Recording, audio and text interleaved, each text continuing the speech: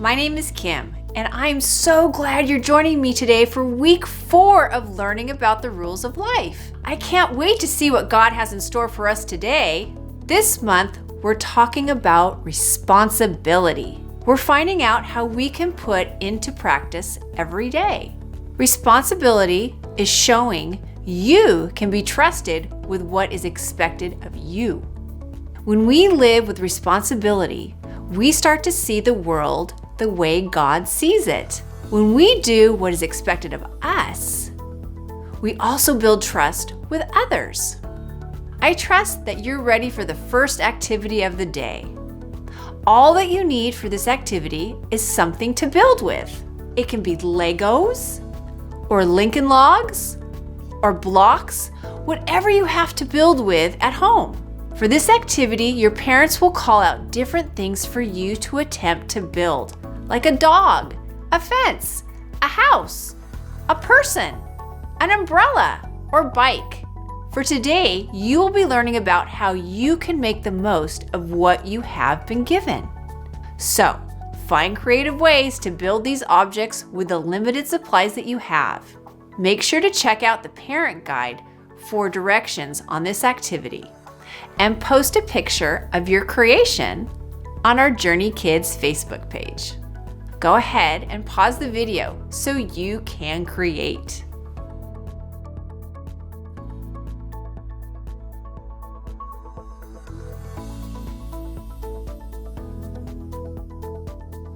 Welcome back!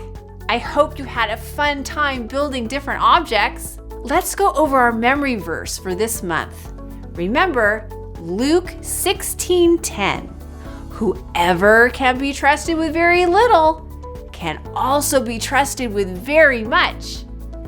Great job at remembering your Bible verse. Now let's stand up and worship our amazing God.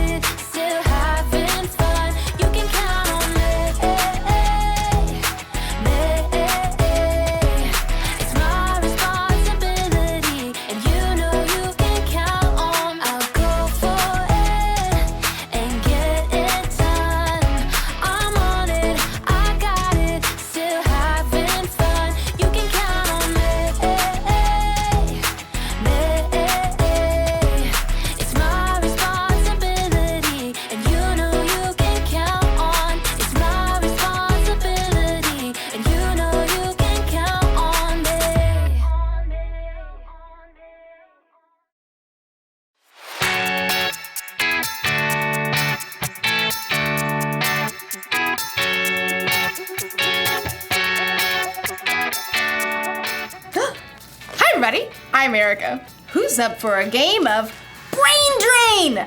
The rules to this one are very simple. Use every single part of your brain to get your team to guess the answers to the questions. You're my team! So you've got to guess the answers. That's your responsibility. Responsibility is showing you can be trusted with what is expected of you.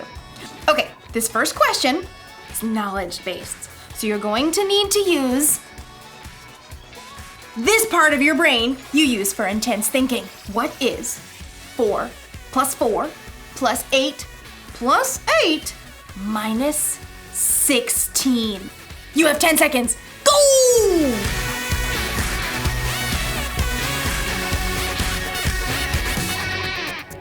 Carry the 1. Okay, time's up! Here's the answer. 4 plus 4 plus 8 plus 8 minus 16 is 8! Did you get the answer? Did you get the answer? Huh? Who got it? I'm gonna say you did. Next question! Okay, so this is an artistic question. You'll need that creative part of your brain right here. Using the enclosed clay and drawing pad, get your team to guess the following phrase. Okay, I can do this. Go! Huh? Oh, what? Oh, what? Do you get it? It's a dime a dozen. A dime a dozen, a dime a dozen. That's the phrase that means something is so common, you can pretty much find it anywhere. It's a dime a dozen. We're rich, I tell you. We're rich. Let's do another one. Ooh! This one's a performance card. I like this one. It uses that part of your brain that gives you courage. Right here to act on stage or sing. Here goes. Get your team to guess the following animal. Yeah, I'm not doing that. I'll just look silly.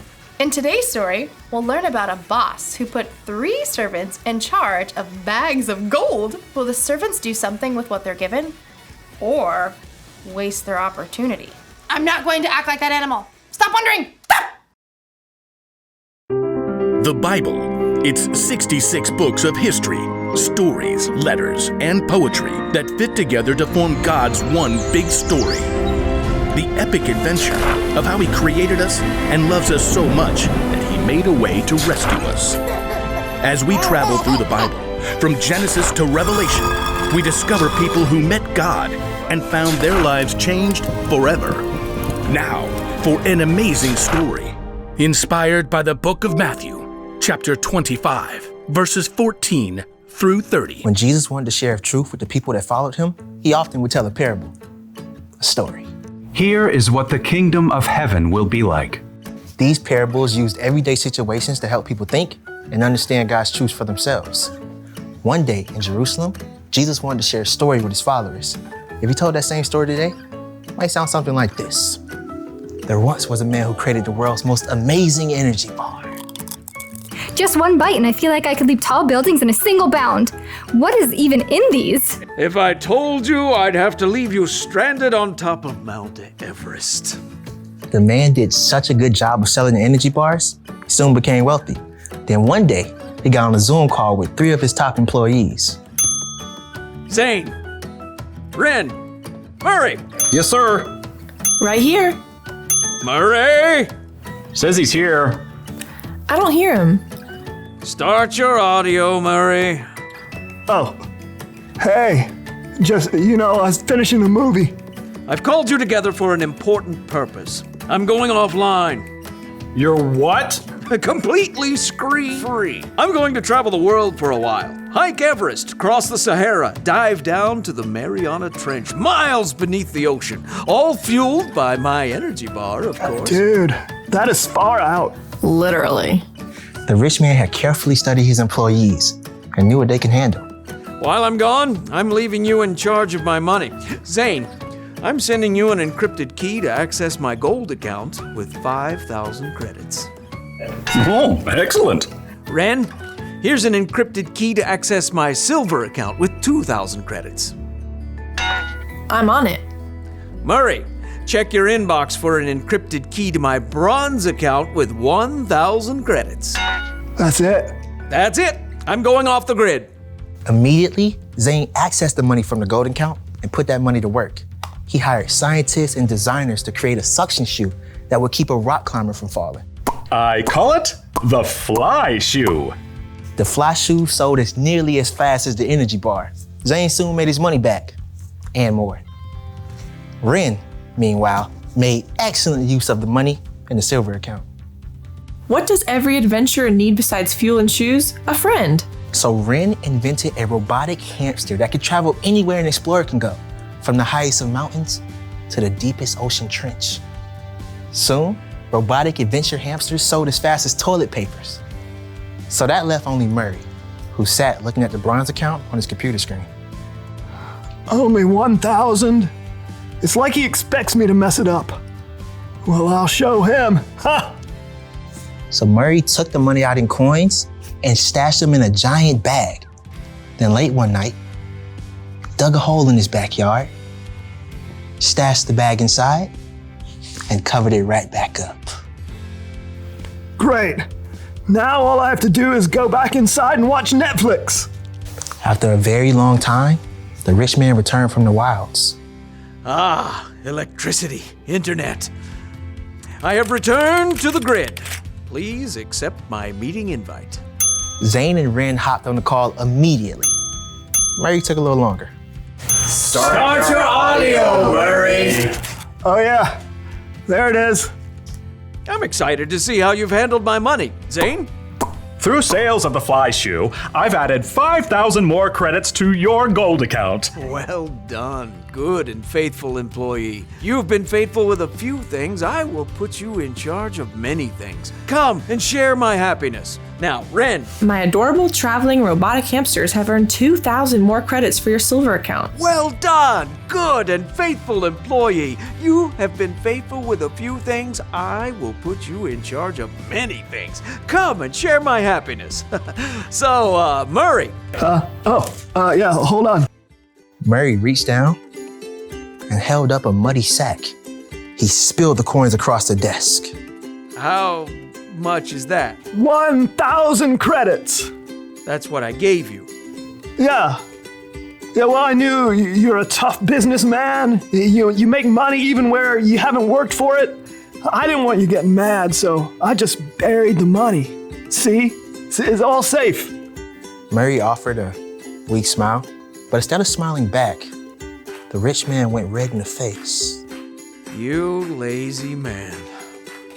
If you knew I can make money even when I haven't worked for it, you should have at least kept my money in the bank where it would have earned a little bit.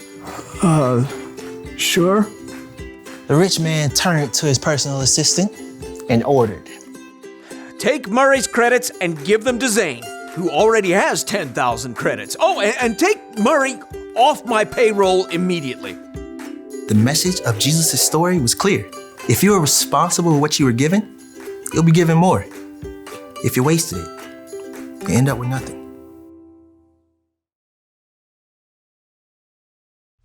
When Jesus told the story about the boss and the 3 servants, I think it was really a story about you and me. God is like the boss in the story, and we're the ones he entrusted with bags of gold. Okay, so maybe God didn't actually give you a bunch of gold, but you have definitely been given something.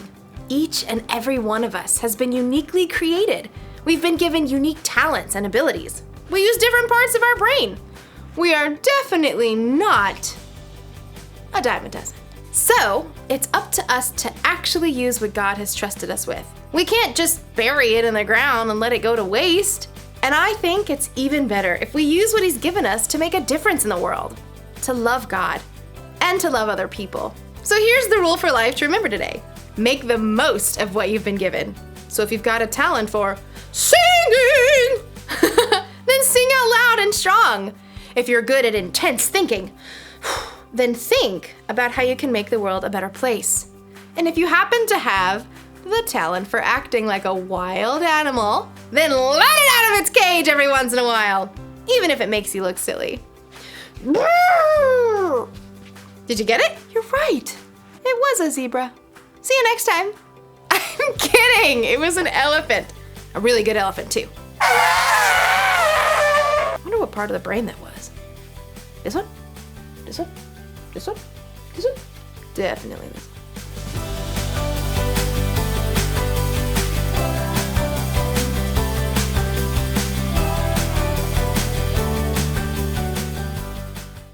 I don't know about you, but I want to be like one of the first two workers in Jesus' story. They definitely made the wise choice. They took what their boss gave them and they doubled it. The boss sure was happy when he got back and saw what they did with what he had given them. You see, God is like the boss in the story. And we're like those that he entrusted with bags of gold. God has given us gifts and talents and relationships with other people. He wants us to be responsible with what he's given us. He wants us to make the most of what we've been given. That's a great rule for life. Can you say it with me? Make the most of what you've been given. Remember, we have a great example of what this looks like when we think about Jesus.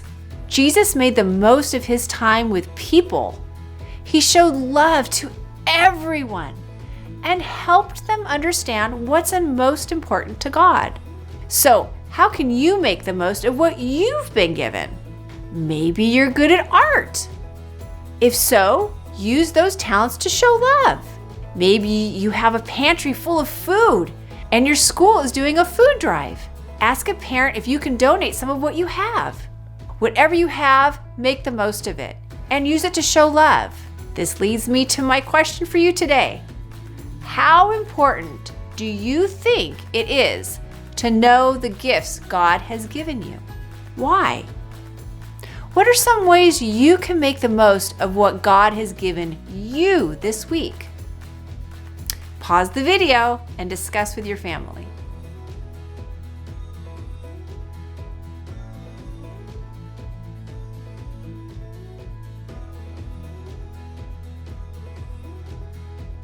For the last activity today, you will have a bag with 2 random items in it. In this bag, I have a wiki stick and a pipe cleaner. Once you see what is in your bag, the goal is to think of something creative to do with it. I want to encourage you to use your imaginations. Have fun and get silly with it. If you bought the supply kit for this month, you will get a bag with 2 random objects in it. If you did not get a chance to buy the kit, then find anything in your house that you think you can create with. Check out the parent guide for more directions and ideas for this game. That's all for week 4 of responsibility. Next week, the big idea is use your words wisely. See you then. Bye.